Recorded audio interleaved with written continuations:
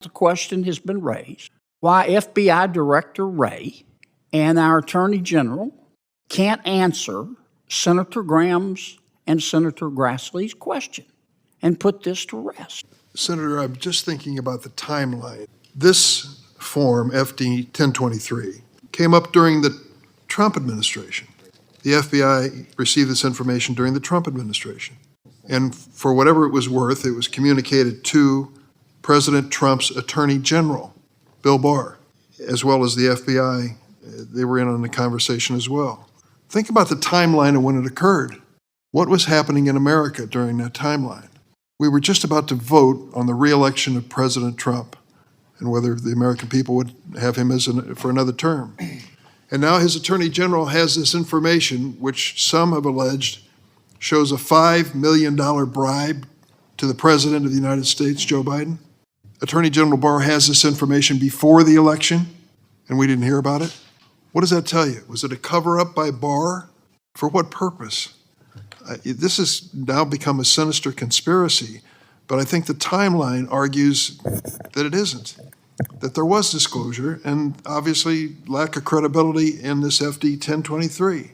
Meanwhile, David Weiss is still hot on the case years ago in Delaware as the U.S. Attorney of Hunter Biden. He supposedly, from what I'm told here, was given the same information.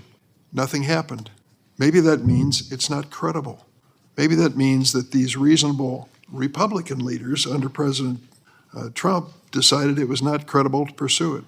But now it's back again, coincidentally with a week when the former president's appearing before a judge in Florida. I think the circumstances suggest that if there was a smoking gun here, some members of the Trump administration would have brought it forward long before now. And you have to consider this in context. You correctly described a 1023. When Senator Grassley first raised this issue, after the whistleblower came to him, the FBI wouldn't even acknowledge there was a 1023. Then the story changed. There was a 1023, but you can't see it. Then the story changed. Okay, you can see the 1023, but we're going to heavily redact it.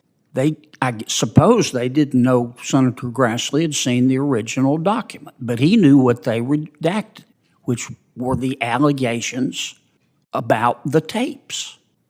Consider the context. I'm not going to go back through what I just said, but the American people are looking at all of this, and they just want an answer. I agree with you.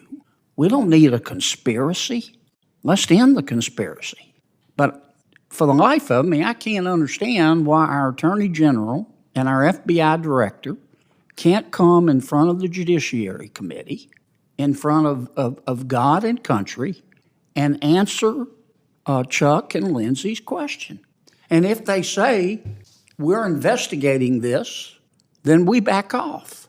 If they say there was nothing to it, perhaps we should ask, okay, can you explain why?